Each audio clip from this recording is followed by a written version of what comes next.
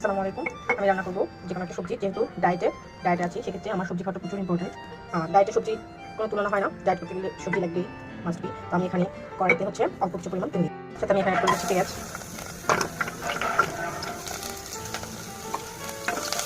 অনেকে বলে অল্প তেলে রান্নাটা কীভাবে হয়। অল্প তেলে রান্নাটা খেতে একটু অভ্যাস লাগে, অভ্যাস করলেই হয়ে যায়। তো অল্প তেলে ট্রাই করে দেখবেন, ইনশাল্লাহ খারাপ লাগবে না খাবারটা। তো একদিন একটু কষ্ট হলেও পরবর্তীতে ঠিক হয়ে যাবে। অল্প কিছু তেল দিয়ে আমি সেটা হালকা বাদা করে নিচ্ছি। এবং আমি এগুলো সাথে অ্যাড করে দিচ্ছি না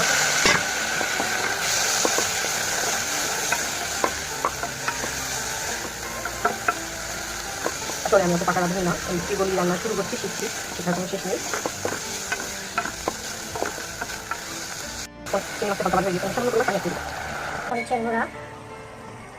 এক চামচ হলদের গুঁড়া, চামচ 2 চামচ, এই চামচের 2 চামচ লবণ। আমি মশলাটাকে ভালো করে কষিয়ে নেব।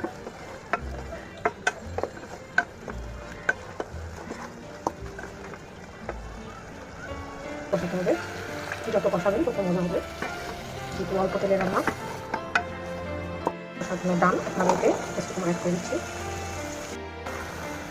সেটা আমি নেড়ে দিচ্ছি, নেড়ে ঢেকে দেবো 10 মিনিট পর্যন্ত। 10 মিনিট পর দেখা হচ্ছে 20 মিনিট হয়ে গেছে। এখানে এটা আমি নেড়ে দিব, সামান্য পরিমাণ পানি অ্যাড করে দিচ্ছি, যেহেতু আমি ঝোল রাখবো।